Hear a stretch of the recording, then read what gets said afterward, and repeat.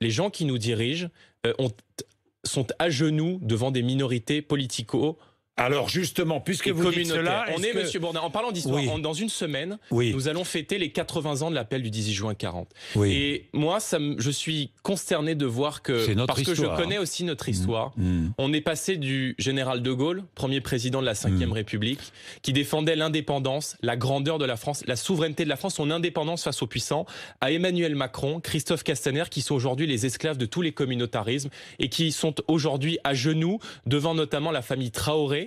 J'allais vous en parler. Le président de la République a demandé à la ministre de la Justice de recevoir au ministère de la Justice, qui n'ont jamais de mots à l'égard de toutes ces familles qui sont victimes au quotidien de cette délinquance ordinaire. Dans notre pays, vous avez au quotidien 300 viols qui sont commis chaque jour.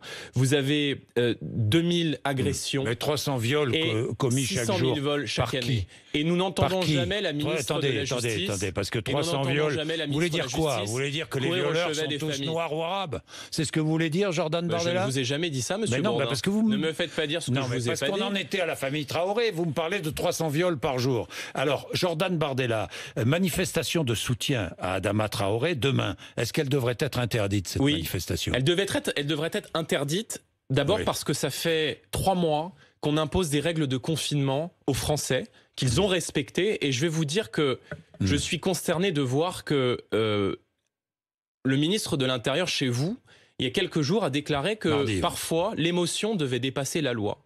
Alors ça fait une semaine qu'on a des manifestations qui sont interdites dans notre pays et qu'en même temps, on impose des règles sanitaires tout aussi strictes, par exemple à des restaurateurs, et je me mets à la place de restaurateurs parisiens qui travaillent en région parisienne, qui sont aujourd'hui menacés de fermeture, menacés de faillite, dont leurs salariés sont menacés de chômage, qui voient sous leurs fenêtres passer des manifestations interdites avec au passage des slogans anti-flics, des slogans de haine contre notre pays, à qui le ministre de l'Intérieur vient dire « vous pouvez continuer à manifester parce qu'il y a parfois des causes qui dépassent l'émotion ». Je me mets à la place de ces Français qui, pendant le confinement, se sont pris par exemple 135 € d'amende parce qu'ils sont allés voir leur maman qui était malade dans un EHPAD et qui ont eu effectivement le malheur de vouloir sortir un petit peu de cette loi du confinement et à qui on a imposé 135 € d'amende. Alors oui, quand je vois que le ministre de l'Intérieur est à plat ventre, à genoux devant des minorités qui hurlent leur haine de notre pays, leur haine de la police. Le job du ministre de l'Intérieur, ce n'est pas de jeter l'opprobre sur la profession. Interdiction de ces manifestations. Ce n'est pas d'humilier des policiers et des gendarmes comme il l'a fait. C'est de soutenir ces fonctionnaires qui sont aujourd'hui en première ligne